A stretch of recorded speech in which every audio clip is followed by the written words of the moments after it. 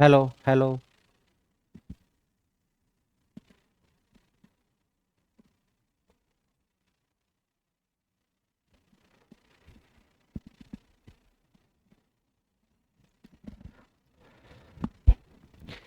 ए very good morning everyone, स्वागत है आप सभी लोगों का आज की क्लास में। कैसे हैं आप सभी लोग?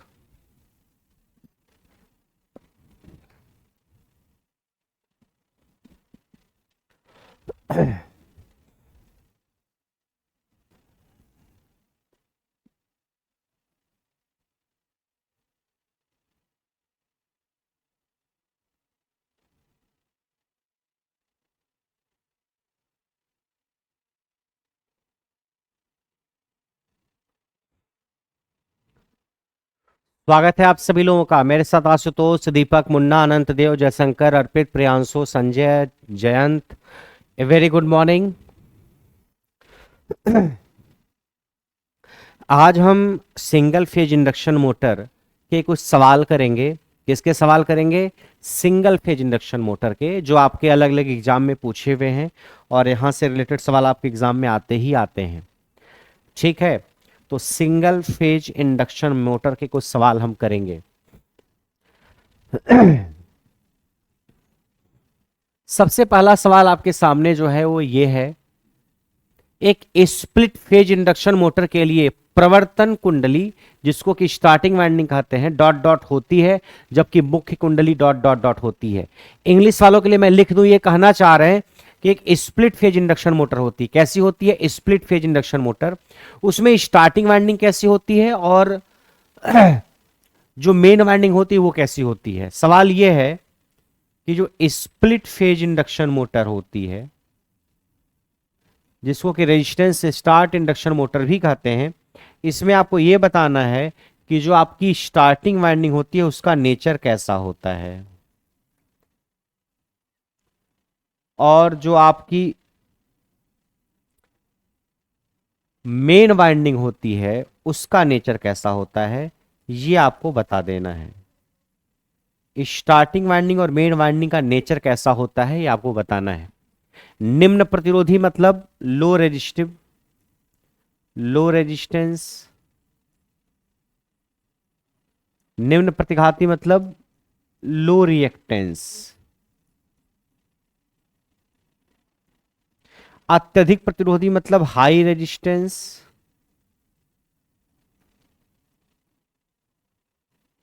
और निम्न प्रतिघाती मतलब लो रिएक्टेंस।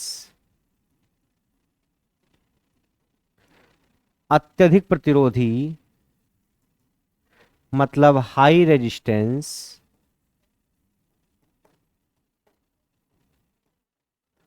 या हाई रिएक्टेंस।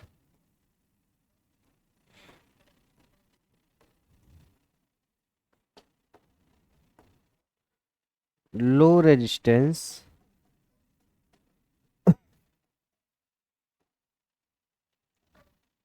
High reactance.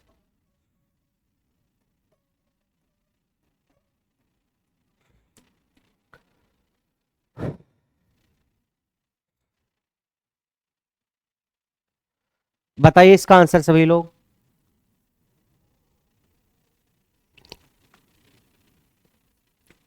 इस सवाल का आंसर सभी लोग बताइए।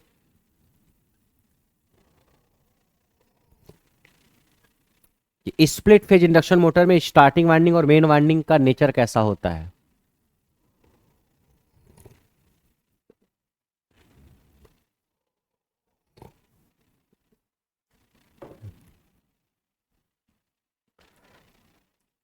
आपको ये पता होना चाहिए, जो स्प्लिट फेज इंडक्शन मोटर होती है उसमें एक होती है मेन वाइंडिंग, ये है मान लीजिए मेन वाइंडिंग, और एक होती है स्टार्टिंग वाइंडिंग जो कि ऑक्सिलरी वाइंडिंग भी कही जाती है। ये सेंट्रीफ्यूगल स्विच है आपका। बाकी यहाँ रोटर है, ये रोटर है। यहाँ सिंगल फेज एसी सप्लाई आपने दी है, सिंगल फेज, ये सेंट्रीफ्यूगल स्विच है। ये जो वाइंडिंग है ये मेन वाइंडिंग है। मेन वाइंडिंग, मुख्य कुंडली।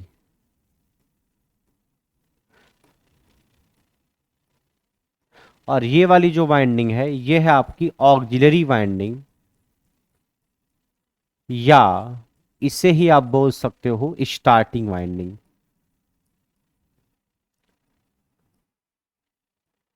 ऑक्सिलरी वाइंडिंग यानी सहायक कुंडली, ये मोटर को सेल्फ स्टार्ट बनाने में मदद करती है, सहायता करती है, या स्टार्टिंग वाइंडिंग भी कहते हैं हम इसको। ये जो आपकी मोटर है इसमें दो वाइंडिंग होती है, एक मेन वाइंडिंग एक ऑक्सिलरी वाइंडिंग। आपसे सवाल ये पूछा है कि वाइंडिंग का नेचर कैसा होता है। तो जो मेन वाइंडिंग होती है, इस मेन वाइंडिंग का जो नेचर होता है इसका इंडक्टेंस हाई होता है, हाई इंडक्टेंस, हाई इंडक्टेंस, इसका इंडक्टेंस ज्यादा होता है। अच्छा, अगर किसी का इंडक्टेंस ज्यादा होगा तो क्या उसका रिएक्टेंस ज्यादा नहीं होगा? आप कह लो हाई इंडक्टेंस या हाई रिएक्टेंस। भाई उच्च प्रेरकत्व, और अगर जिसका प्रेरकत्व ज्यादा होगा उसका प्रतिघात भी तो ज्यादा होगा। कैसे? अरे रिएक्टेंस का फार्मूला क्या है एक्सएल का? 2 पाई f × L। तो जिसके लिए L ज्यादा होगा उसके लिए एक्सएल ज्यादा नहीं होगा। प्रेरकीय प्रतिघात, प्रेरकीय प्रतिघात 2 पाई f × L, L ज्यादा तो एक्सएल ज्यादा।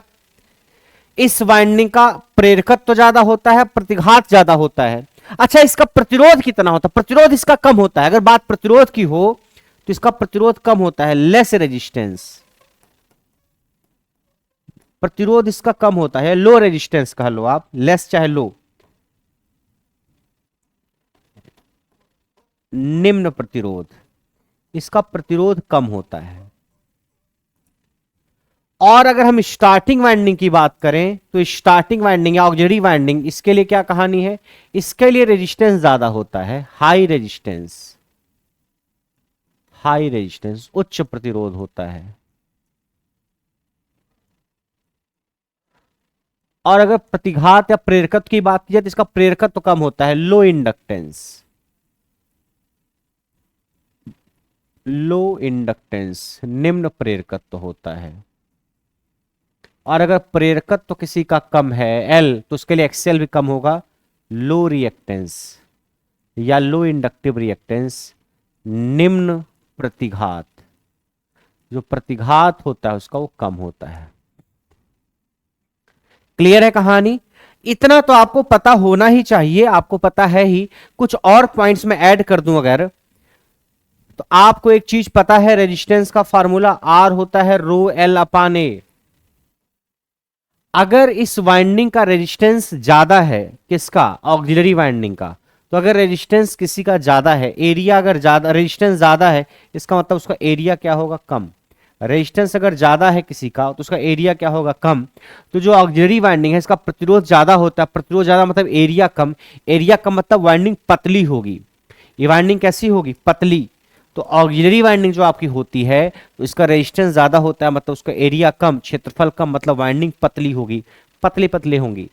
ठीक है, ये सब पॉइंट्स आपको पता होने चाहिए।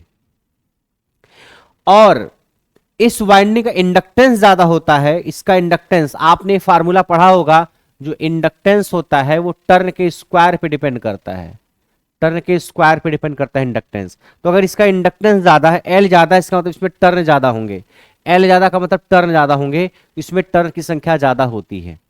मेन वाइंडिंग जो होती है इसका इंडक्टेंस ज्यादा होता है, इंडक्टेंस ज्यादा मतलब टर्न की संख्या ज्यादा होगी, इसमें टर्न ज्यादा होते हैं।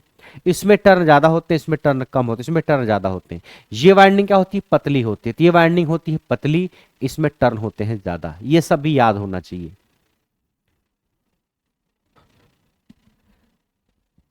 बोलो, आवाज में कोई दिक्कत आ रही क्या? आशुतोष बोले सर आवाज थोड़ा शार्प कर लीजिए। बाकी लोग बताओ, आवाज में कोई दिक्कत है? इस सवाल में भी कोई दिक्कत है तो बताओ।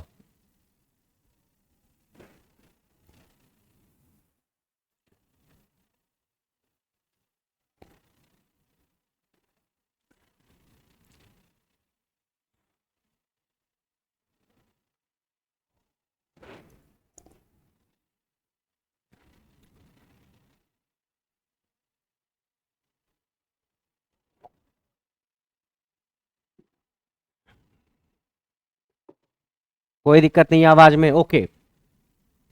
तो आपको यह पता होना चाहिए जो स्टार्टिंग वाइंडिंग है इसका प्रतिरोध ज्यादा होता है, इसका प्रेरकत्व कम होता है, रिएक्टेंस कम होता है, और रेजिस्टेंस ज्यादा मतलब एरिया कम, यानी वाइंडिंग पतली पतली होगी। इस वाइंडिंग में इंडक्टेंस ज्यादा होता है। आपने इंडक्टेंस का फार्मूला ये पढ़ा होगा, इंडक्टेंस टर्न के स्क्वायर पे डिपेंड करता है बेसिक इलेक्ट्रिकल में। तो अगर एल किसी के लिए ज्यादा है तो टर्न ज्यादा होगा, इसमें टर्न ज्यादा होते हैं। खैर टर्न वन का सवाल थोड़ा कम ही आता है, लेकिन फिर भी इसमें टर्न ज्यादा होते हैं, वाइंडिंग पतली होती है। बाकी इसका इंडक्टेंस ज्यादा या इसका प्रतिघात ज्यादा और इसका प्रतिरोध ज्यादा, प्रतिरोध ज्यादा प्रतिघात ज्यादा। नील उत्पल बोल रहे हैं आवाज और क्वेश्चन दोनों क्लियर हैं। तो जवाब क्या होगा? आपकी स्प्लिट फेज इंडक्शन मोटर में स्टार्टिंग वाइंडिंग कैसी होती है? स्टार्टिंग वाइंडिंग का रेजिस्टेंस ज्यादा होता है, हाई रेजिस्टेंस। इसका रेजिस्टेंस क्या होता है? ज्यादा, हाई रेजिस्टेंस ज्यादा होता है, एरो ऊपर मतलब ज्यादा।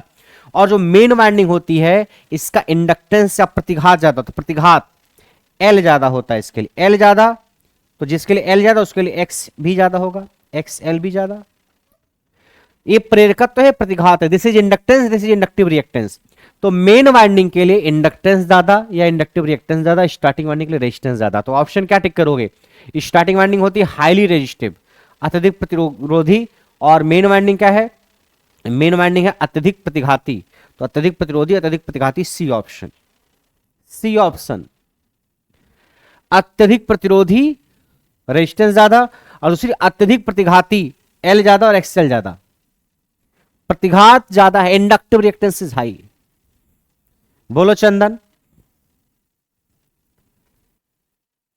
सी ऑप्शन होगा। तो ऐसे ऐसे सवाल मिलेंगे आपको कि स्प्लिट फेज इंडक्शन मोटर में दो वाइंडिंग होती है, एक मेन वाइंडिंग, एक स्टार्टिंग वाइंडिंग। मेन वाइंडिंग की प्रकृति कैसी होती है और स्टार्टिंग वाइंडिंग की प्रकृति, प्रकृति मतलब नेचर, स्वभाव। तो मेन वाइंडिंग का जो नेचर होता है वो होता है इंडक्टेंस ज्यादा या प्रतिघात ज्यादा, और जो रन स्टार्टिंग वाइंडिंग होती है उसका प्रतिरोध ज्यादा। सवाल क्लियर है? हम अगले सवाल की तरफ बढ़ते हैं। बढ़े। सवाल यह है इसमें से किसमें यूनिवर्सल मोटर का यूज नहीं किया जाता है? बताइए। Where universal motor is not used, where universal motor is not used, not used, कहां यूज नहीं करते हैं? मिक्सर ग्राइंडर में, घर में मसाला पीसने में हम यूज करते हैं, जी हाँ यूज करते हैं। ड्रिलिंग मशीन में हम यूज करते हैं क्या? जी जी जी जी जी, ड्रिलिंग मशीन, अरे दीवार में छेद करने के लिए ड्रिलिंग मशीन। सिलाई machine, sewing machine, sewing machine, सिलाई मशीन में यूज करते हैं कि नहीं करते हैं? रिकॉर्डिंग इंस्ट्रूमेंट, कहां यूज नहीं करते हैं हम यूनिवर्सल मोटर का? तो यूनिवर्सल मोटर का हम यूज सिलाई मशीन में भी कर सकते हैं, ड्रिलिंग मशीन में भी, मिक्सर ग्राइंडर में भी। रिकॉर्डिंग इंस्ट्रूमेंट में नहीं करते हैं। रिकॉर्डिंग इंस्ट्रूमेंट में हम यूज नहीं करते यूनिवर्सल मोटर का। यूनिवर्सल मोटर एक ऐसी मोटर है जो सबसे ज्यादा तेज रफ्तार पे घूम सकती है। आपके एग्जाम में सवाल आए ऐसी कौन सी मोटर है जिसको 20,000 आरपीएम, 25,000, 28,000, 15,000 आरपीएम पे भी घुमाया जा सकता है? Universal motor. यूनिवर्सल मोटर एक ऐसी मोटर है जो डीसी और एसी दोनों में चल सकती है। यूनिवर्सल मोटर एक ऐसी मोटर है जिसको हम एसी सीरीज मोटर बोलते हैं। यूनिवर्सल मोटर एक ऐसी मोटर है जो आवाज भी काफी तेजी से के साथ करती है। ठीक, तो याद रखना यूनिवर्सल मोटर के बारे में। अगला सवाल है, the purpose of shaded coil in shaded pole motor. Shaded pole motor भी सिंगल फेज इंडक्शन मोटर का एक प्रकार या टाइप है। इसमें एक शेडिंग क्वाइल या शेडेड क्वाइल यूज की जाती है। शेडेड क्वाइल कुछ और नहीं बल्कि कॉपर की एक स्ट्रिप होती है। शेडेड क्वाइल या शेडिंग क्वाइल एक कॉपर की रिंग या कॉपर की स्ट्रिप होती है जिसका हम इस्तेमाल करते हैं शेडेड पोल इंडक्शन मोटर में। सवाल आपके एग्जाम में पूछा गया कि आप बता दीजिए कि शेडेड पोल इंडक्शन मोटर में शेडेड क्वाइल का क्या काम है? तो बताइए, what is purpose of shaded coil?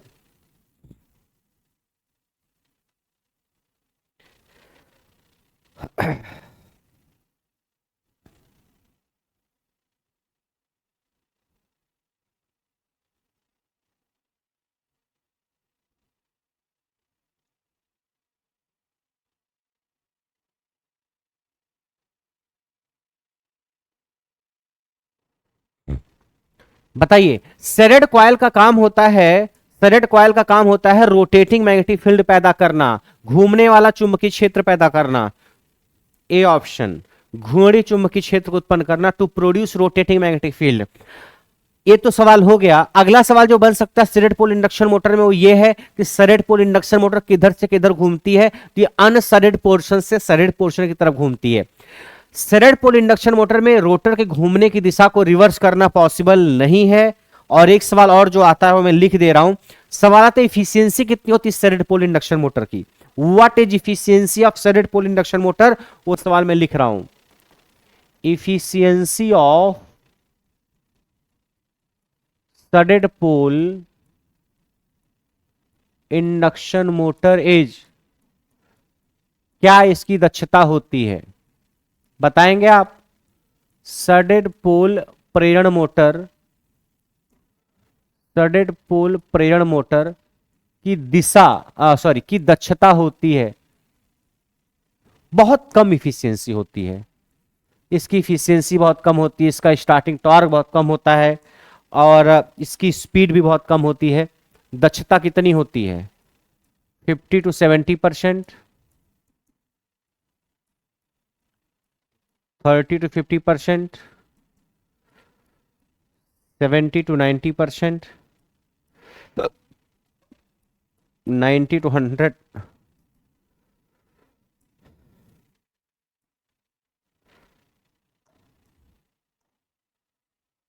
5 to 35%।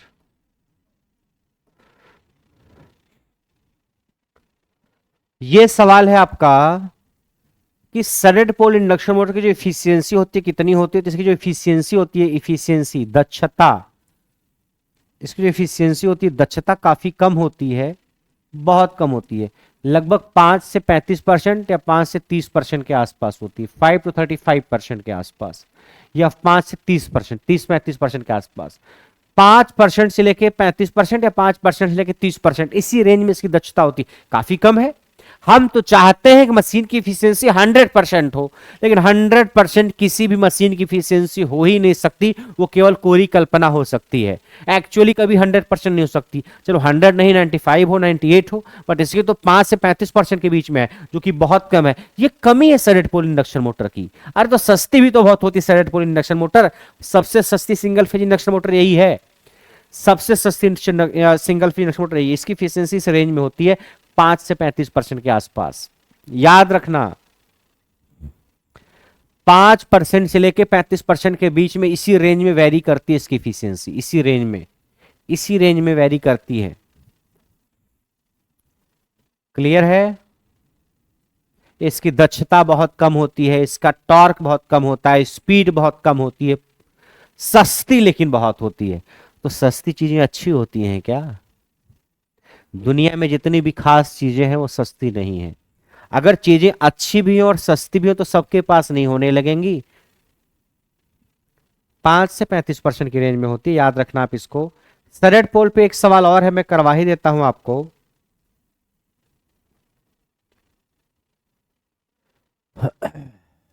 ये सवाल स्टैंडर्ड पोल इंडक्शन मोटर पर ही है बेस्ड।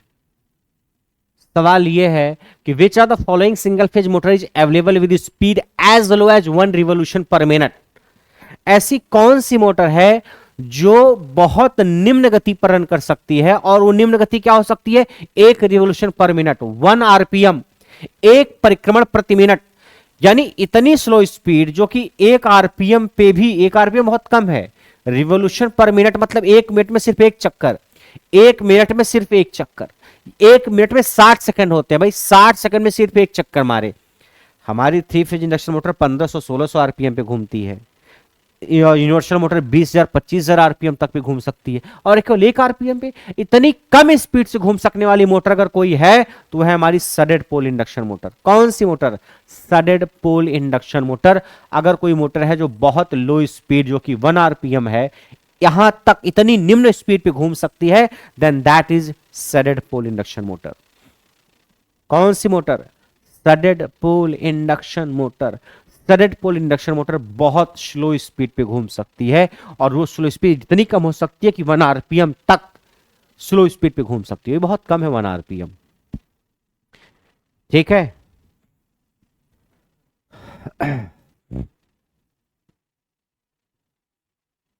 एक सवाल यह है आपके पास, जरा जवाब दीजिए। एक capacitor start capacitor run single phase induction motor is basically AC series motor, DC series motor, two phase induction motor, three phase induction motor. RSM SSB instructor ने पूछा गया है कि capacitor start capacitor run single phase induction motor is basically basically एक कैसी motor है, बताओ।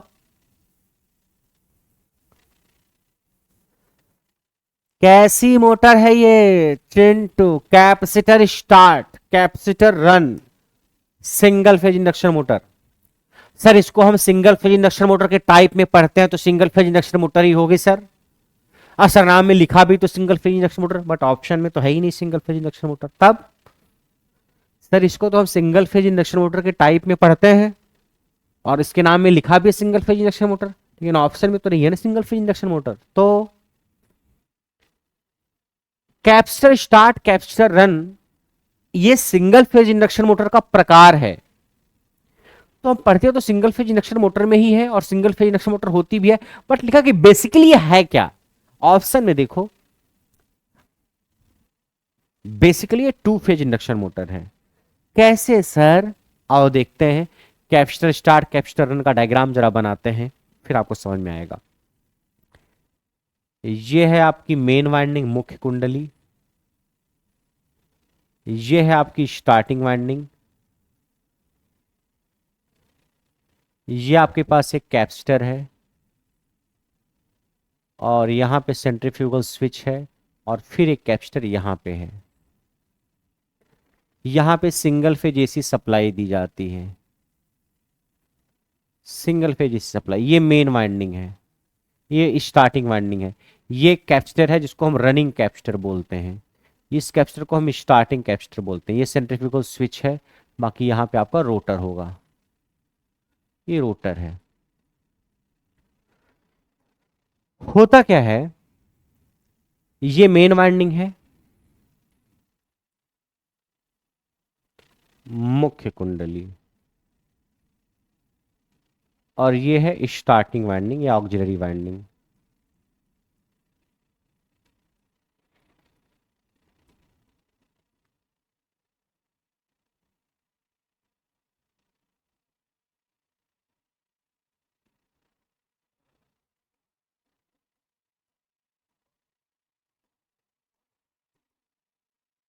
शुरुआत में जब आप सिंगल फेज एसी सप्लाई देते हो, ये स्विच आपका क्लोज होता है। स्विच क्या होता है? क्लोज होता है। ये मेन वाइंडिंग भी सर्किट में रहती है, ऑक्सिलरी वाइंडिंग भी सर्किट में रहती है। ये कैपेसिटर भी सर्किट में रहता है, ये कैपेसिटर भी सर्किट में रहता है। इसको बोलते हैं रनिंग कैपेसिटर, इसको बोलते हैं स्टार्टिंग कैपेसिटर। ये दोनों कैपेसिटर सर्किट में रहते हैं क्योंकि सेंट्रीफ्यूगल स्विच क्लोज होता है। जब स्विच क्लोज है तो करंट आई, कुछ ऐसे करंट गई, कुछ ऐसे करंट गई। करंट ऐसे आई, कुछ इधर से वापस गई, कुछ इधर से ऐसे गई, कुछ इधर से ऐसे गई। तो ये दोनों कैपेसिटर सर्किट में होते हैं, ये स्टार्टिंग कैपेसिटर, रनिंग कैपेसिटर, ठीक शुरुआत में। लेकिन जब आपकी रोटर अपने नॉर्मल स्पीड की 70% 75% के आसपास पे पहुंचती है तो स्विच ओपन हो जाता है। जैसे स्विच ओपन हुआ, इस स्विच को ओपन होने का मतलब एक तरीके से क्या है, इस स्विच को ओपन होने का मतलब ये कैपेसिटर सर्किट से गायब हो गया, क्योंकि अब करंट तो इसमें जा नहीं पाएगी, और जब इसमें करंट नहीं जा पाएगी तो इस कैपेसिटर का कोई मतलब है क्या? कोई मतलब नहीं। तो जब इसमें करंट नहीं जा पाई तो इस कैपेसिटर का कोई मतलब नहीं, इसका मतलब सर्किट से हट गया। तो ये कैपेसिटर केवल स्टार्टिंग के टाइम पे है, बाद में नहीं है, इसलिए इसको बोलते हैं स्टार्टिंग कैपेसिटर। ये कैपेसिटर अभी भी सर्किट में रहता है, इसलिए इसको बोलते हैं रनिंग कैपेसिटर। ये शुरुआत में भी है यानी स्टार्टिंग में भी और बाद में भी है, इसको बोलते हैं रनिंग कैपेसिटर। ये कैपेसिटर शुरुआत में भी और बाद में यानी रनिंग टाइम पे भी, इसलिए इसको बोलते हैं रनिंग कैपेसिटर। और ये कैपेसिटर केवल स्टार्टिंग में है, इसलिए इसको बोलते हैं स्टार्टिंग कैपेसिटर। ये रनिंग कैपेसिटर और ये स्टार्टिंग कैपेसिटर। ये रनिंग कैपेसिटर, ये स्टार्टिंग कैपेसिटर। ये शुरुआत में भी है, बाद में भी है, ये केवल स्टार्टिंग में। तो शुरुआत में दो कैपेसिटर होते हैं और बाद में केवल एक कैपेसिटर बचता है। क्लियर? तो आप बताइए, ये कैपेसिटर शुरुआत में है, बाद में नहीं है, बाद में केवल ये, इसलिए इसको बोलते हैं रनिंग कैपेसिटर, क्योंकि रनिंग टाइम पे भी है। ये केवल शुरुआत में, इसलिए बोलते हैं स्टार्टिंग कैपेसिटर। आप बताइए, क्या स्विच ओपन होने के बाद ऑक्सिलरी वाइंडिंग सर्किट से हटी? नहीं, ऑक्सिलरी वाइंडिंग तो हमेशा सर्किट में है। अगर आपने स्विच को ओपन भी कर दिया, ये स्विच को, तो आपका ये कैपेसिटर ही तो सर्किट से हटा। अब ये मेन वाइंडिंग सर्किट में है और ऐसे करंट आएगा, ऑक्सिलरी वाइंडिंग भी सर्किट में है। एक फेज ये हो गया, एक फेज ये हो गया, एक फेज ये और एक फेज ये, एक फेज ये और एक फेज ये, तो एक तरीके से ये 2 फेज इंडक्शन मोटर की तरह बर्ताव कर रही है, क्योंकि ऐसा है नहीं कि सेंट्रीफ्यूगल स्विच ओपन होने के बाद ऑक्सीजन वाइंडिंग सर्किट से हट गई हो। सेंट्रीफ्यूगल स्विच ओपन होने के बाद ये कैपेसिटर सर्किट से हटा, ये वाइंडिंग तो अभी भी सर्किट में है। करंट देखो ऐसे करंट आएगी, कुछ ऐसे जाएगी और कुछ ऐसे जाएगी। तो एक फेज एक तरीके से ये मान लो, दूसरा फेज आप ये मान लो, ये दोनों फेज सर्किट में है। तो इसलिए आपको जो capacitor start capacitor run single phase induction motor है तो ये सिंगल फेज इंडक्शन मोटर का टाइप, मगर अगर मुख्यतः मूलतः देखा जाए तो ये 2 फेज इंडक्शन मोटर की तरह बर्ताव कर रही है। एक फेज ये हो गया, एक फेज ये हो गया। तो बेसिकली ये जो capacitor start capacitor run single phase induction motor है वो 2 फेज इंडक्शन मोटर की तरह है। एक ये और एक ये, एक ये और एक ये, 2 फेज इंडक्शन मोटर। क्लियर है? नहीं आई कहानी समझ में? निशांत स्वागत है आपका, बताइए। मुन्ना, अशोक, एवरीवन, अनंत।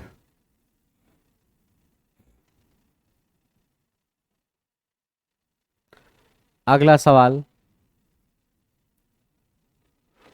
है रोटर के डॉट डॉट डॉट पहुंचने पर अपकेंद्री स्विच स्टार्टिंग वाइंडिंग को वियोजित कर देता है।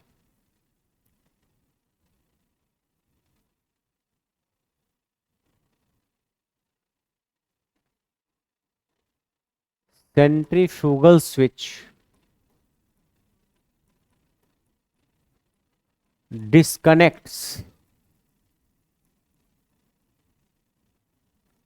starting winding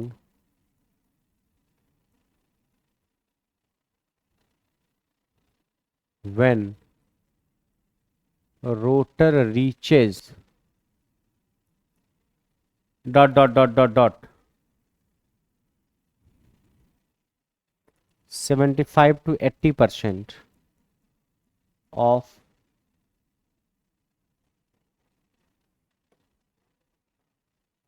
rated speed, 100% of rated speed, 50 to 60% of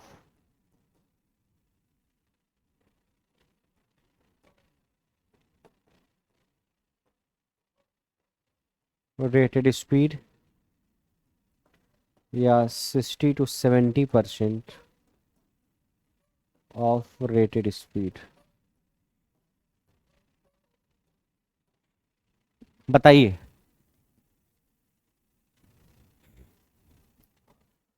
उसमें जो पॉइंट्स जरूरी हैं अमन वो करा दिए जाएंगे आपको, डोंट वरी। इस सवाल का जवाब दीजिए।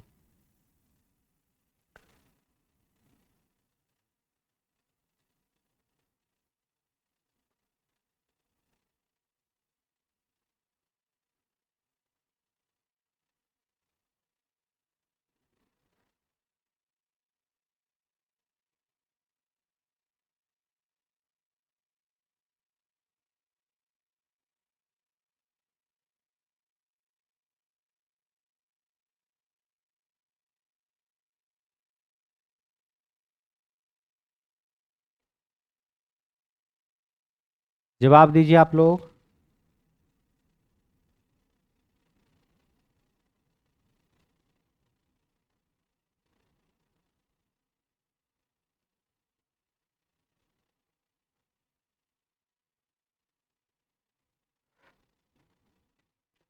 At which speed centrifugal switch disconnects the starting winding?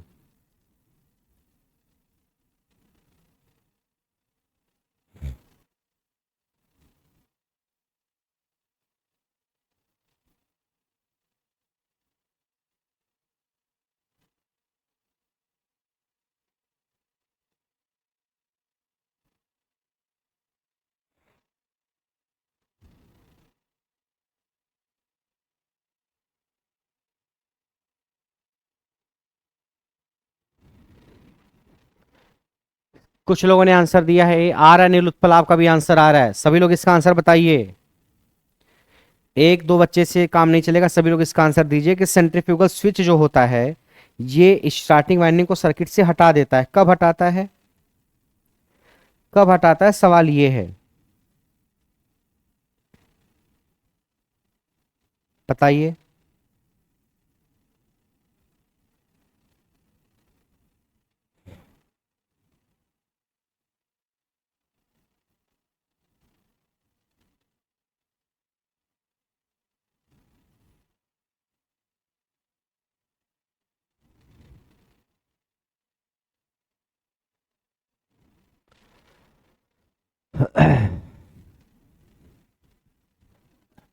देखो, आपको कोई डायग्राम यहां बनाया होगा मैंने, जैसे ये देखो, ये सेंट्रीफ्यूगल स्विच है।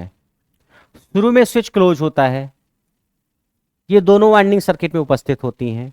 लेकिन जैसे ही रोटर की स्पीड अपने नॉर्मल स्पीड या रेटेड स्पीड की 70 से 80% के आसपास या 75 से 80% के आसपास पे पहुंचती है, जैसे मान लीजिए इस रोटर को 1500 आरपीएम पे रन करना है या 1000 आरपीएम, जितने पे भी रन करना है, उसको रेटेड स्पीड हमने कह दिया। जैसे ही अपने नॉर्मल स्पीड या रेटेड स्पीड के 70 से 80% पे पहुंचा या 75 से 80% पे पहुंचता है, ये स्विच ओपन हो जाता है। और स्विच ओपन हो जाता है, फिर जो स्टार्टिंग वाइंडिंग है, ऑक्सिलरी वाइंडिंग है, इस सर्किट से हट जाती है, क्योंकि जब इसमें कोई करंट जाएगी ही नहीं, स्विच ओपन हो गया, तो इस वाइंडिंग का कोई मतलब नहीं, ये हट ही गई एक तरीके से। तो जैसे ही रोटर की स्पीड 70 से 80% या 75 से 80% के आसपास पे पहुंचती है अपने नॉर्मल स्पीड के, स्विच ओपन हो जाता है। तो जो आपका सवाल था, यह 70 से 80% या 75 से 80%, ए ऑप्शन।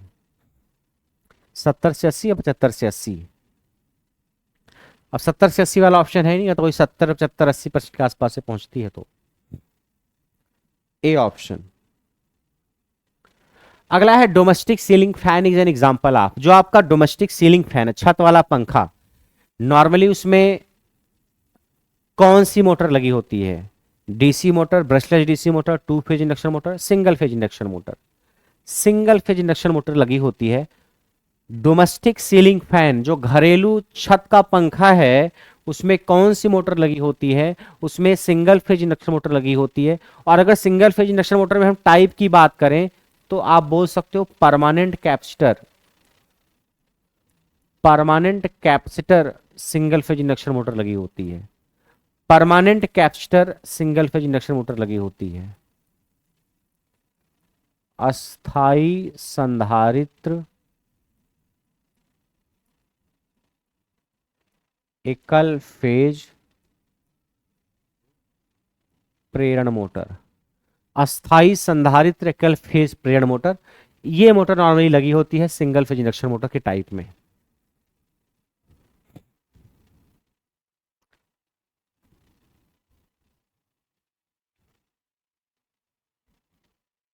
नहीं, 70 75% 80% के आसपास की बात करें निरुत्पल, ठीक है। 70 से 80% के आसपास याद रखो आप।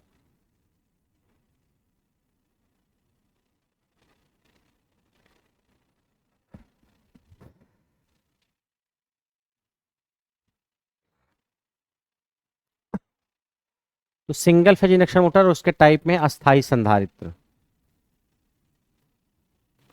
अगला सवाल है कि one of the characteristics of single phase motor is that. एकल फेज मोटर की एक विशेषता यह है, क्या विशेषता? ये सेल्फ स्टार्टिंग है ना। रिक्वायर्स ओनली वन वाइंडिंग, हाँ एक वाइंडिंग से काम हो जाता है। Can rotate in one direction only, क्या विशेषता है इसकी, क्या इसमें से सही है? रिक्वायर्स ओनली वन वाइंडिंग, केवल एक वाइंडिंग चाहिए होती है? नहीं, एक और वाइंडिंग चाहिए होती है। एक वाइंडिंग तो होती है मेन वाइंडिंग, एक और ऑक्सिलरी वाइंडिंग है, स्टार्टिंग वाइंडिंग भी चाहिए होती है, ये भी गलत है। सेल्फ स्टार्टिंग दे रखा है, सेल्फ स्टार्टिंग नहीं होती है, ये भी गलत है। Can rotate in one direction only, केवल एक ही दिशा में घूम सकती है, ऐसा नहीं है, हम दूसरी दिशा में भी घुमा सकते हैं। सिंगल फेज इंडक्शन मोटर अगर इस दिशा में घूम रही है, तो हम उसको उल्टी दिशा में भी घुमा सकते हैं, सिर्फ एक दिशा में घूमेगी ऐसा नहीं है, ये भी गलत। सही क्या है? ये इज नॉट सेल्फ स्टार्टिंग, यही सत्य है, तो इस पर टिक मार दीजिए। इसमें सत्य बी वाला ऑप्शन है, बाकी सब असत्य हैं। इसमें जो करेक्ट ऑप्शन है वो बी वाला है, बाकी के सारे ऑप्शन क्या है? इनकरेक्ट हैं, गलत हैं। तो जो सही है वही टिक करिए। तो सही क्या है इसमें से? बी। स्वतः प्रवृत्ति नहीं होती, मतलब सेल्फ स्टार्ट नहीं होती, अपने आप सेल्फ स्टार्ट नहीं होती। तो सेल्फ स्टार्ट बनाने के लिए ही हम तमाम इंतजाम करते हैं। तमाम क्या करते हैं? इंतजाम।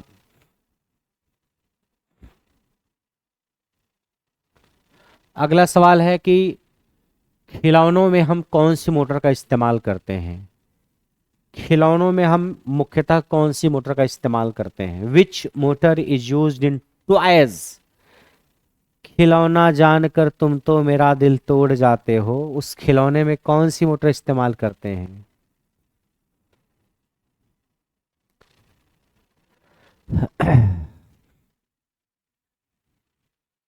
विच मोटर?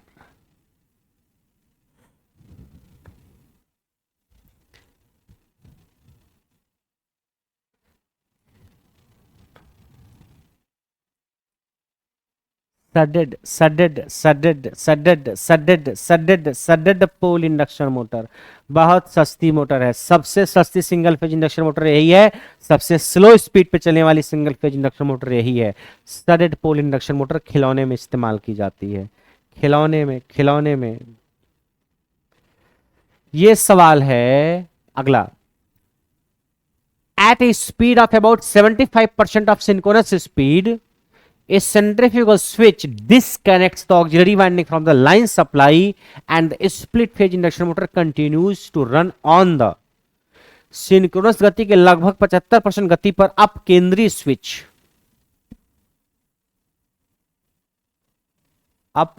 स्विच, ऑक्सिलरी वाइंडिंग को लाइन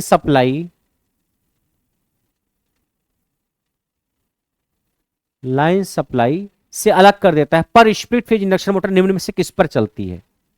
यानी ये कहना चाह रहा है कि स्प्लिट फेज इंडक्शन मोटर में दो वाइंडिंग होती हैं। जैसे ही रोटर अपने सिंक्रोनस स्पीड की या नॉर्मल स्पीड की 75% पे पहुंचता है तो ऑक्सिलरी वाइंडिंग सेंट्रीफ्यूगल स्विच एक वाइंडिंग को सर्किट से हटा देता है। बचती कौन सी वाइंडिंग है? किस पे रन करता है ये? किस पे रन करता है ये? किस पे रन करता है ये डायग्राम देखो। एक ये है कि ये है मेन वाइंडिंग, ये है ऑक्सिलरी वाइंडिंग। ये रोटर है आपका, शुरू में सेंट्रीफ्यूगल स्विच क्लोज है, दोनों वाइंडिंग सर्किट में है। जैसे रोटर आपके 70 75 80% पे पहुंचा है, सेंट्रीफ्यूगल स्विच ओपन हो गया। ओपन हो गया थे तो हट गई सर्किट से। हट गई, बची कौन? ये। इसको आप चाहो तो मेन वाइंडिंग कह दो और इससे ही आप चाहो तो रनिंग वाइंडिंग भी कह सकते हो। क्यों सर? क्योंकि ये शुरुआत में भी है और रनिंग कंडीशन में भी है। ये केवल शुरुआत में है। शुरुआत में तो ये भी है, ये भी है। शुरुआत में तो दोनों है, रनिंग कंडीशन में केवल ये है, ये नहीं है, ये हट गई है। इसलिए इसको हम रनिंग वाइंडिंग भी कह सकते हैं। अगर आप कहना चाहो तो मेन वाइंडिंग को हम रनिंग वाइंडिंग भी कह सकते हैं।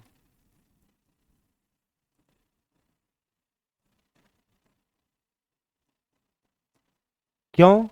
क्योंकि ये रनिंग के वक्त भी है और स्टार्टिंग के वक्त तो दोनों है, ये भी है ये भी है। रनिंग के वक्त ये नहीं है, केवल ये है। तो रनिंग के वक्त केवल ये है, इसलिए इसको रनिंग वाइंडिंग भी कहते हैं। तो बाद में ये तो हट गई, केवल यही बची, तो बाद में कौन बची? चाहे उसको आप मेन वाइंडिंग कहो चाहे रनिंग वाइंडिंग कहो।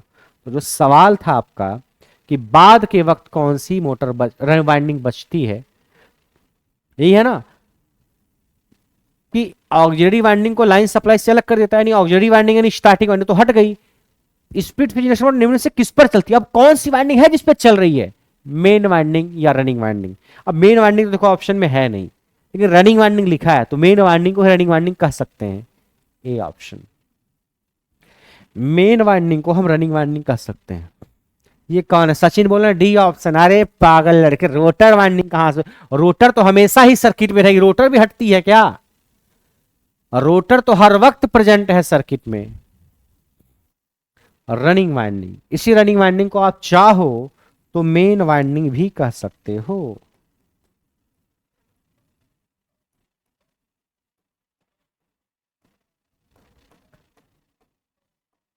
नहीं आया समझ में?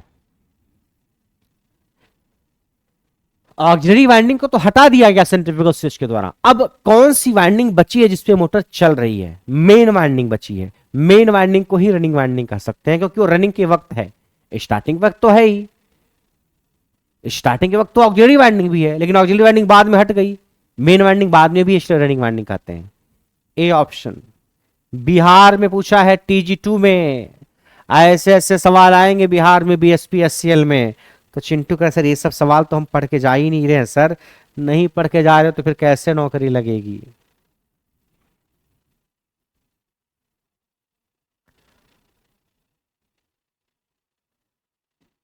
ये है which are the following motors are used in hair dryers, vacuum cleaners and domestic food processors.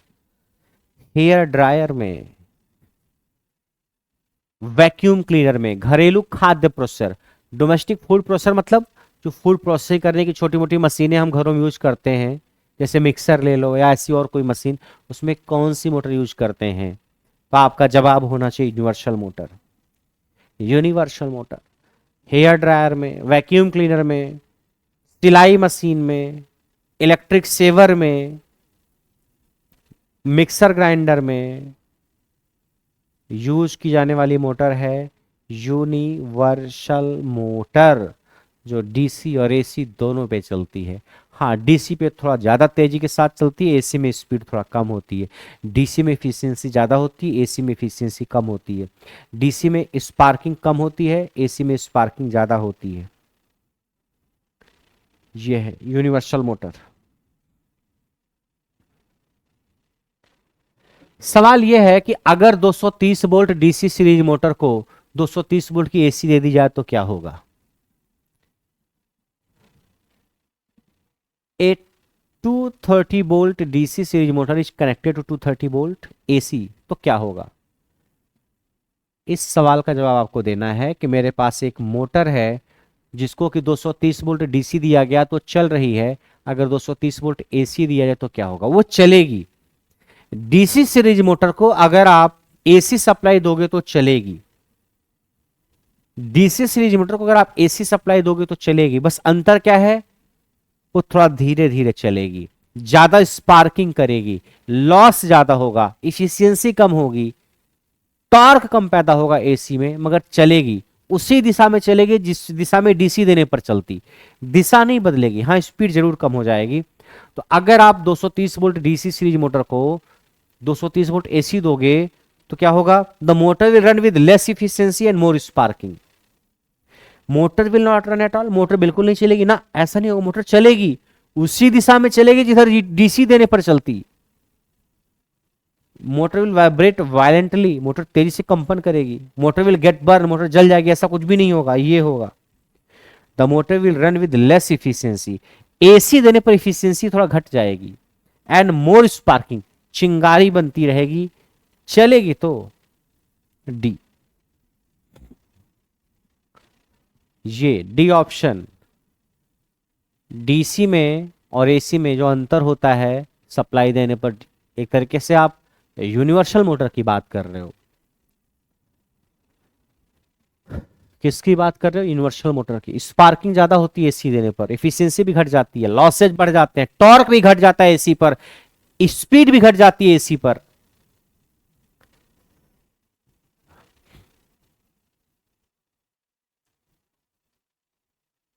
यह है वॉशिंग मशीन और मिक्सर में सामान्यतः प्रयुक्त होने वाली मोटर कौन है? सवाल यह है नॉर्मली कि मुख्यतः वॉशिंग मशीन हो एंड मिक्सर ग्राइंडर हो, इसमें यूज की जाने वाली मोटर कौन सी है, आप बताइए। इसमें मुख्यतः सामान्यतः यूनिवर्सल मोटर का इस्तेमाल करेंगे। यूनिवर्सल मोटर को बोलते हैं सौर विद्युत मोटर, सौर विद्युत यूनिवर्सल मोटर।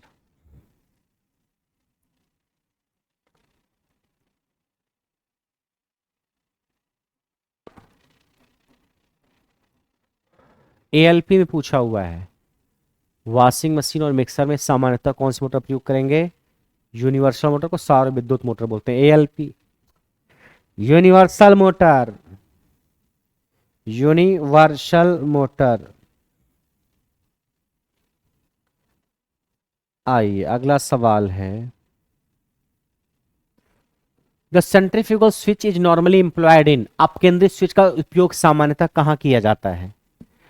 जो सेंट्रीफ्यूगल स्विच है ये क्या करता है? जब आपकी रोटर अपने नॉर्मल स्पीड के 70-80% पे पहुंचती है तो जो ऑक्सिलरी वाइंडिंग है, स्टार्टिंग वाइंडिंग, उसको सर्किट से हटा देता है।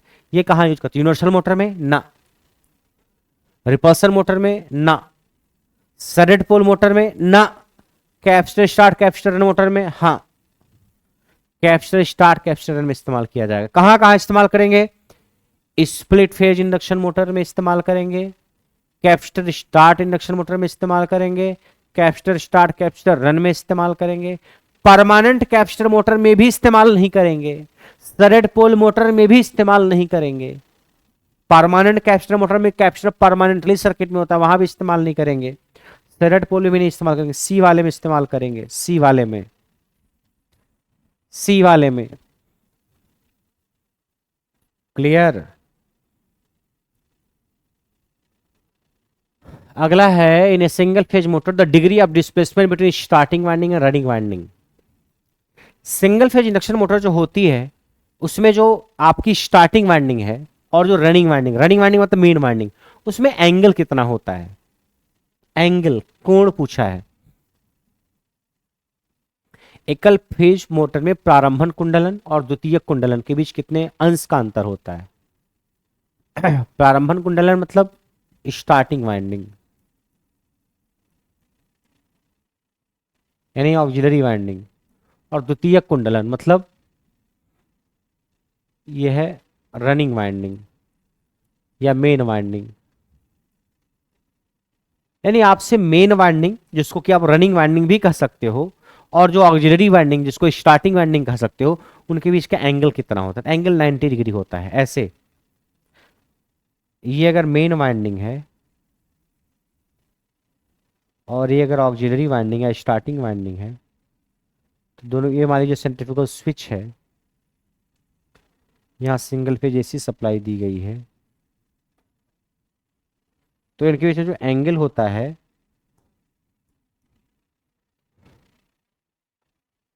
ये मेन वाइंडिंग है,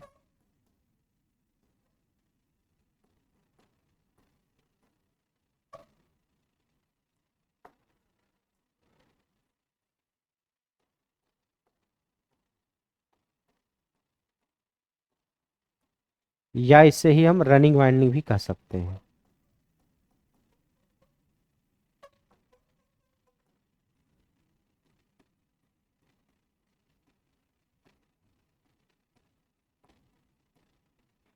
और ये जो है आपकी, ये आपकी स्टार्टिंग वाइंडिंग है या ऑक्सिलरी वाइंडिंग भी कह सकते हैं इसको, सहायक कुंडली या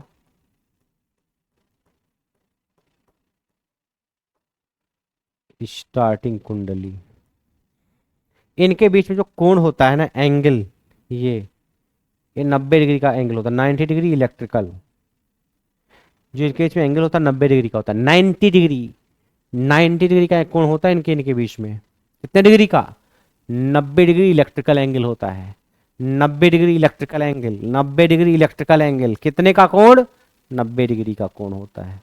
ये सवाल भी बार बार पूछा गया आपके एग्जाम में कि जो मुख्य कुंडली है और जो स्टार्टिंग कुंडली है, दोनों के बीच में कितना डिस्प्लेसमेंट होता है, तो आप बोलोगे 90 डिग्री। या दोनों के बीच में कितना कोण होता है, बोलोगे 90 डिग्री, या 90 डिग्री इलेक्ट्रिकल कोण होता है, 90 डिग्री का डिस्प्लेसमेंट है, विस्थापन 90 डिग्री का होता है, 90 डिग्री का कोण होता है। याद रखना, यूपीपीसीएल में पूछा हुआ है, ये सवाल बहुत इंपॉर्टेंट है। कितने डिग्री का कोण होता है? 90, 90, 90, 90, 90 डिग्री। याद रहेगा।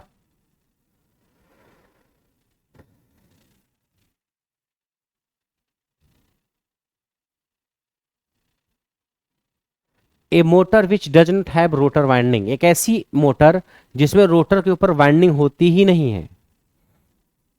ऐसी कौन सी मोटर है जिसमें रोटर के ऊपर वाइंडिंग होती ही नहीं है? बोलिए।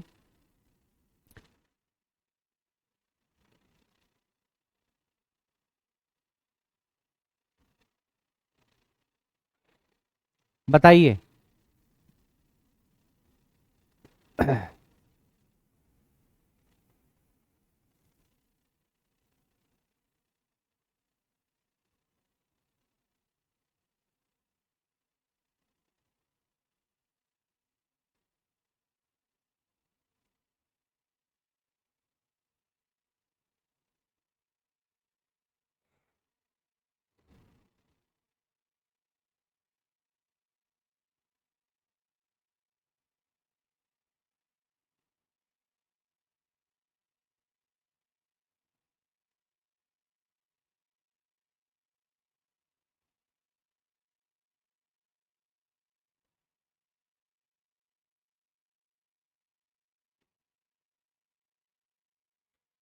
तो ऐसी मोटर जिसमें रोटर के ऊपर कोई वाइंडिंग नहीं होती वो है hysteresis motor.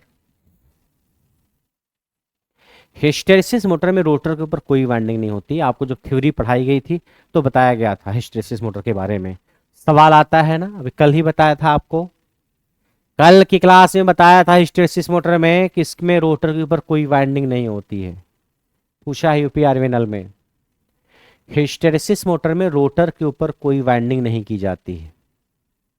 B option, C option, सी हिस्टैरिसीस। कल ही तो बताया था। नीलोत्पल आपने सही आंसर दिया है।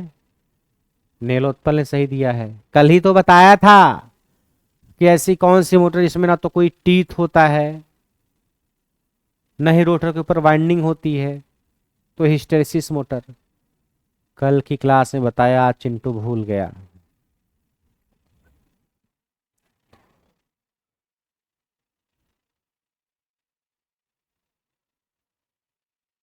सवाल है कि the following application would need the motor of least rating.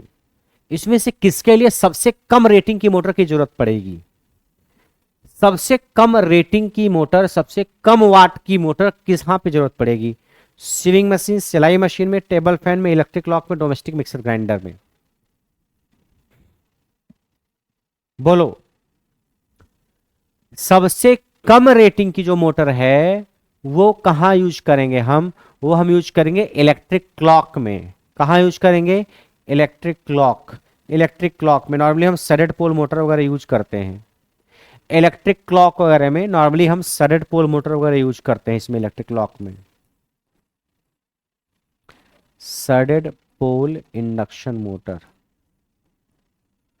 सडेड पोल प्रेरण मोटर,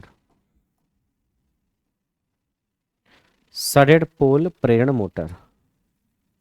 यह है आपका सवाल। इलेक्ट्रिक क्लॉक जो विद्युत घड़ी है उसमें सबसे कम रेटिंग की मोटर की जरूरत पड़ेगी, जो नॉर्मली सडेड पोल इंडक्शन मोटर होती है जिसको आप यूज करते हैं। बोलो आशुतोष। इलेक्ट्रिक क्लॉक, वैद्युत घड़ी में सबसे कम रेटिंग की मोटर की जरूरत पड़ेगी जो नॉर्मली सडेड पोल इंडक्शन मोटर होती है। और अगला सवाल, सिंगल फेज मोटर में उपयोग किया जाने वाला प्रवर्त संधारित्र स्टार्टिंग कैपेसिटर कौन सा होता है? Starting capacitor in single phase induction motor is of which type?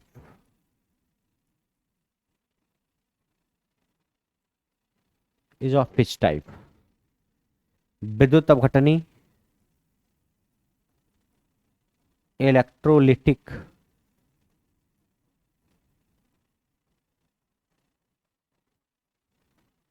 Mica capacitor,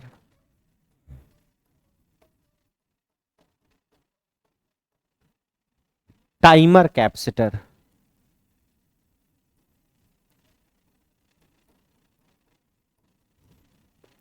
या सिरामिक कैपेसिटर?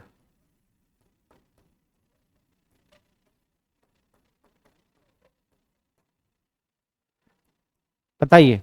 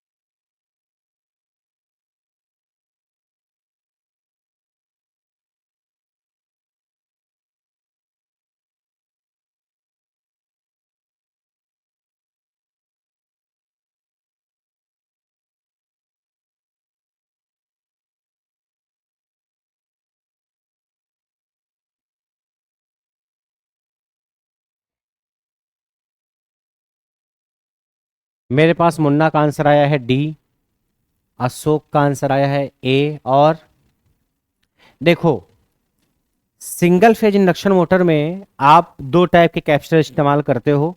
कभी कैपेसिटर आपका केवल स्टार्टिंग में कुछ टाइम के लिए आता है, और कभी कैपेसिटर आपका स्टार्टिंग में भी होता है, बाद में भी होता है। जैसे capacitor start, capacitor run motor है, उसमें एक कैपेसिटर है जो कि शुरुआत में है, कुछ समय के लिए बाद में हट जाता है, और एक कैपेसिटर जो शुरुआत में भी रहता है और बाद में भी रहता है, जिसको आप रनिंग कैपेसिटर बोलते हो। तो दो टाइप के कैपेसिटर आपके हो सकते हैं, एक है जो केवल कम ड्यूरेशन के लिए है, कम टाइम के लिए, और एक है जो शुरुआत में भी है, बाद में भी है। तो अगर हम बात करें इसकी, तो जो कम टाइम के लिए है, स्मॉल ड्यूरेशन के लिए हम यूज करते हैं, जिसको स्मॉल ड्यूरेशन के लिए जिस कैपेसिटर को हम यूज करते हैं कम समय के लिए,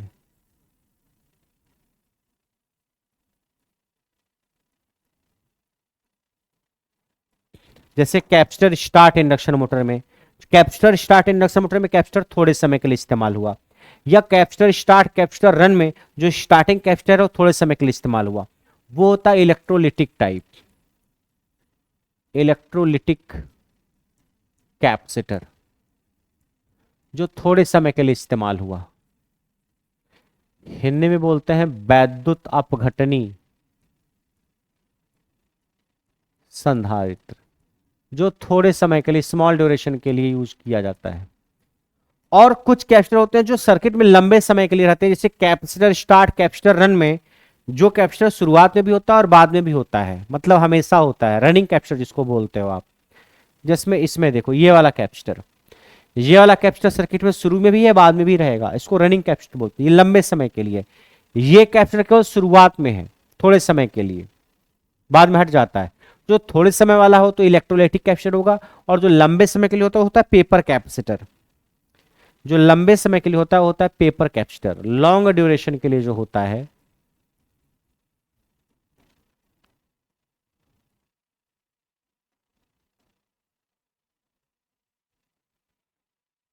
लंबे समय के लिए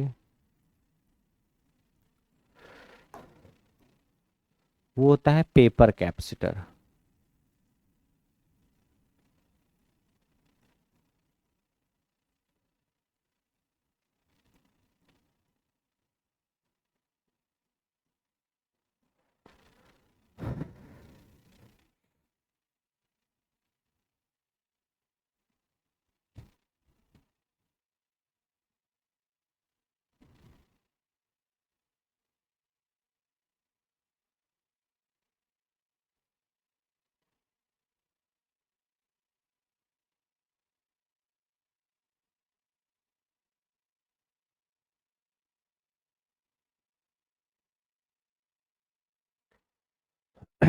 ठीक है दीपक, तो दो टाइप के कैप्चर आपके होंगे, जो लंबे समय के लिए इस्तेमाल किया जाता होता है पेपर कैप्चर, जो थोड़े समय के लिए वो है इलेक्ट्रोलिटिक कैप्चर। अब आप इस सवाल पे आते हैं, सिंगल फेज मोटर में उपयोग किया जाने वाला प्रवर्त कैप्चर यानी स्टार्टिंग कैप्चर। स्टार्टिंग कैप्चर नाम से क्या पता चल रहा है, ये केवल स्टार्ट में कुछ समय के लिए है, बस उसके बाद हटा दिया गया है, उसके बाद सेंट्रीफ्यूगल स्विच इसको हटा दिया होगा सर्किट से। तो जो कुछ समय के लिए वो है इलेक्ट्रोलिटिक कैप्चर यानी विद्युत अपघटनी संधारित्र, ए ऑप्शन। एएलपी में पूछा है असिस्टेंट लोको पायलट में, बिना पढ़ के जाओगे तो फिर ऐसे डमरू हिलाते रह जाओगे। विद्युत अपघटनी संधारित्र, इलेक्ट्रोलिटिक कैपेसिटर, जो स्टार्टिंग में कैपेसिटर यूज करते हैं वो इसका बना होता है। अच्छा, इसी से रिलेटेड एक सवाल और है, which among the following type of capacitor is used for running purpose in a two value capacitor. Two value capacitor motor में परिचालन के उद्देश्य से निम्न में से कौन से प्रकार का कैपेसिटर प्रयोग किया जाता है। पहले तो पता होना चाहिए टू वैल्यू कैपेसिटर मोटर किसको बोलते हैं। टू वैल्यू कैपेसिटर मोटर जो है, टू वैल्यू कैपेसिटर मोटर, ये हम बोलते हैं कैपेसिटर स्टार्ट कैपेसिटर रन को।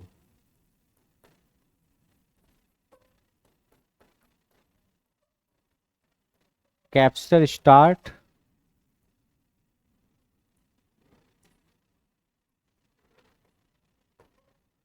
कैपेसिटर रन को टू वैल्यू कैपेसिटर। टू मतलब होता है दो, वैल्यू मतलब टू वैल्यू,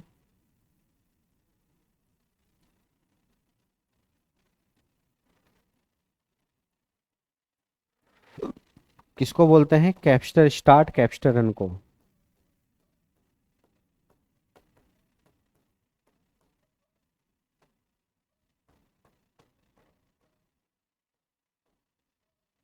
क्यों? क्योंकि कैप्स्टर स्टार्ट कैप्स्टर रन में दो कैप्स्टर होते हैं ना, इसलिए इसको बोलते हैं टू वैल्यू कैप्स्टर। देखो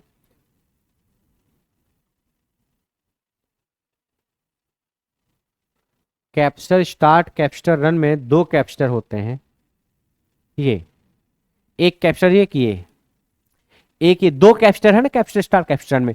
और जितने भी सिंगल फेज इंडक्शन मोटर है कहीं पे भी दो कैप्स्टर नहीं है। जितने भी कैप्स्टर आपने, जितने भी मोटर और आपने पढ़ी, कहीं भी दो कैप्स्टर नहीं है, एक ही कैप्स्टर है। कैप्स्टर स्टार्ट में एक कैप्स्टर, परमानेंट कैप्स्टर में भी एक कैप्स्टर, लेकिन कैप्स्टर स्टार्ट कैप्स्टर में दो कैप्स्टर है, इसलिए इसको बोलते हैं दो कैप्स्टर वाला मोटर। टू वैल्यू, टू मतलब दो, 1 2 3 वाला टू, 1 2 3 वाला टू, टू मतलब दो। ठीक, तो two value capacitor capacitor start capacitor उनको बोलते हैं। अच्छा, इसमें उन्होंने बोला कि रनिंग पर्पज के लिए जो कैप्स्टर यूज करते हैं, रनिंग पर्पज मतलब स्टार्ट में तो दो कैप्स्टर हैं, रनिंग के टाइम पे एक ही बचता है, एक हट जाता है। जो रनिंग के टाइम पे भी रह जाता है उसको बोलते हैं रनिंग कैप्स्टर। वो किस टाइप का है? रनिंग के टाइप वाला, रनिंग के टाइम पे जो कैप्स्टर रह गया वो किस टाइप का है? आप देखिए, ये कैप्स्टर केवल शुरुआत में रहेगा, हट जाएगा बाद में। ये शुरुआत में भी बाद में है, तो रनिंग टाइप यही रहता है, इसलिए इसको रनिंग कैप्स्टर बोलते हैं। ये कैप्स्टर होगा पेपर टाइप, ये होगा इलेक्ट्रोलिटिक टाइप। जो शुरुआत में केवल कुछ समय के लिए है वो है इलेक्ट्रोलिटिक वैद्युत अघटनी टाइप, और जो बाद में भी है लंबे समय के लिए वो है रनिंग टाइप वाला, वो है पेपर टाइप। तो आपसे ये पूछा है कि जो लंबे समय के लिए कैप्स्टर है वो कौन सा है? Paper type. पेपर टाइप में ना paper spaced oil field, paper spaced oil field, ये डी ऑप्शन। पेपर कैप्स्टर आ गया ना नाम में, पेपर स्पेस ऑयल फील्ड, ये है डी ऑप्शन। सचिन, नीलोत्पल, दीपक, आशुतोष,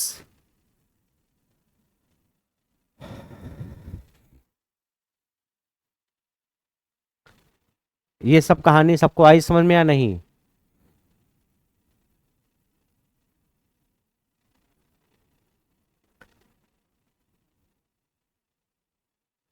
बोलो।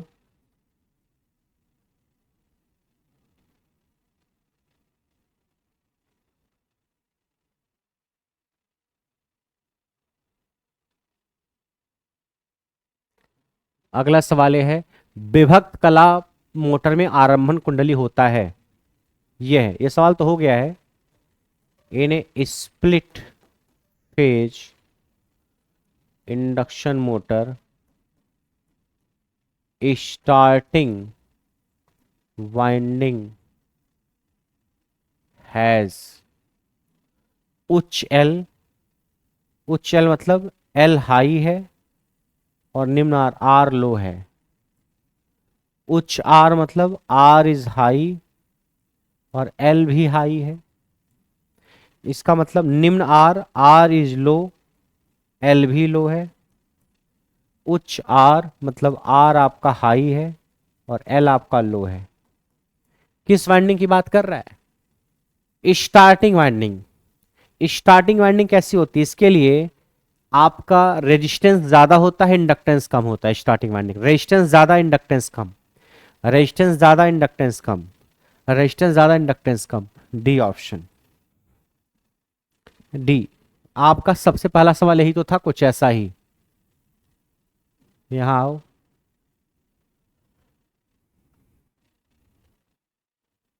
ये स्टार्टिंग वाइंडिंग कैसी है? इसके लिए प्रतिरोध ज्यादा है, प्रतिघात कम है। रेजिस्टेंस ज्यादा, प्रतिघात, प्रेरकत्व कम, प्रतिघात भी कम। प्रतिरोध ज्यादा, प्रेरकत्व भी कम, प्रतिघात भी कम। स्टार्टिंग वाइंडिंग तो हाई रेजिस्टेंस और लो इंडक्टेंस, आर ज्यादा एल कम, इसके लिए वही सवाल है।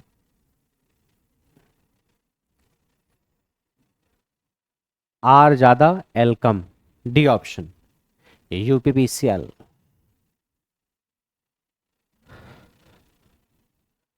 अगला सवाल, कि the direction of rotation of A single phase induction motor can be reversed by, single phase induction motor के घूमने की दिशा को उल्टा करना है, रिवर्स करना है, तो हम क्या करें?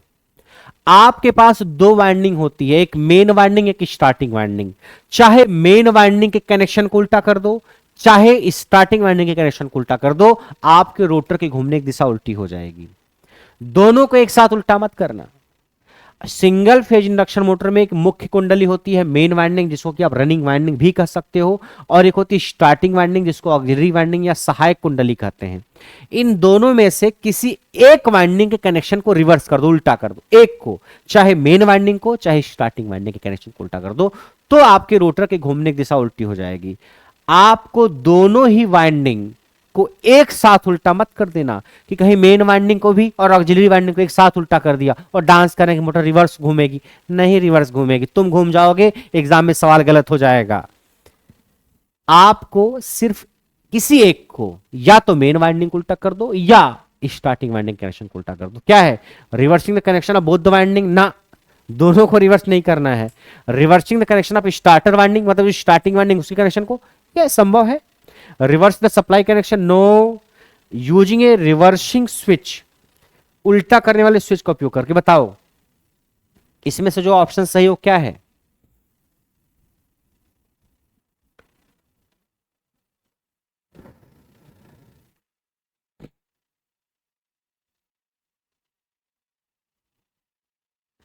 इस सवाल का जवाब दीजिए।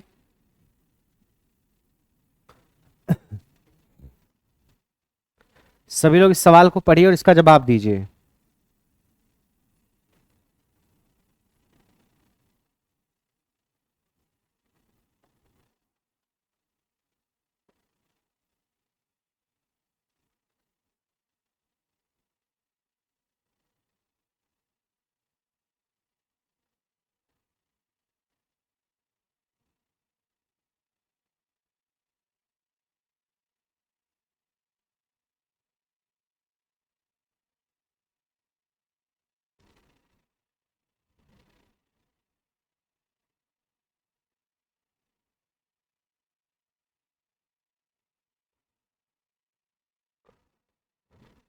मेरे पास आशुतोष का आंसर आया है बी, और नीलोत्पल का आया है, नीलोत्पल का भी बी आया, अशोक का भी आया। बाकी लोग बताओ।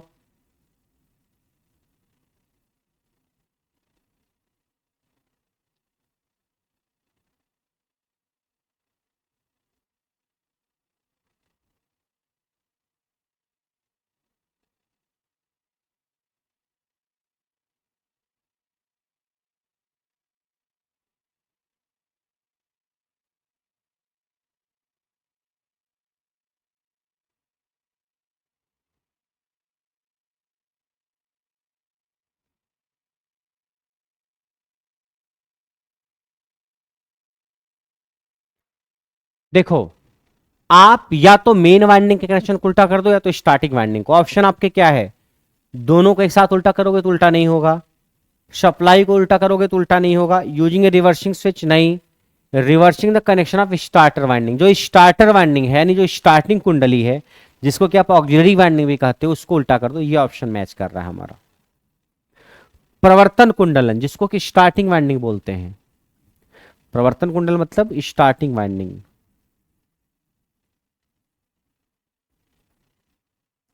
स्टार्टिंग कुंडली के संयोजन को उत्क्रम, उत्क्रम मतलब उल्टा, बी ऑप्शन। उम्मीद करते हैं जितना आपको पढ़ाया गया वो समझ में आया होगा। ठीक, इसके आगे की कहानी हम नेक्स्ट क्लास में डिस्कस करेंगे। इसके आगे की कहानी हम नेक्स्ट क्लास में डिस्कस करेंगे।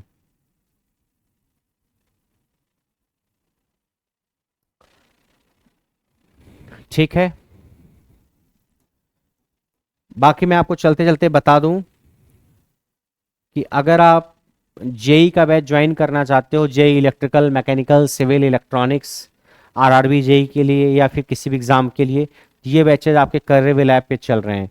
अगर आप आईटीआई का ट्रेड का बैच ज्वाइन करना चाहते हो, इलेक्ट्रीशियन फिटर इन सारे का, तो इसका भी बैच करियर ऐप पे चल रहा है। अगर आप एएलपी का बैच ज्वाइन करना चाहते हो, full batch CBT 1+2 electrician fitter trade वगैरह के लिए, तो ये बैचेज भी करियर ऐप पे चल रहे हैं।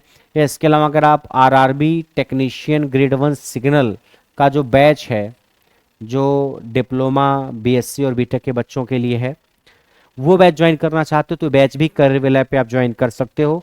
इन बैचेस को कैसे ज्वाइन करोगे आप, आपके फ़ोन में ये ऐप होना चाहिए, करियर ऐप। इस ऐप को आप डाउनलोड करना, इसमें अपना mobile number email ID register करना। उसको करने के बाद ऐप जब आप खोलोगे तो सबसे नीचे एक बैच का ऑप्शन दिखेगा, एक टैब दिखेगा बैच का, उस पर क्लिक करना।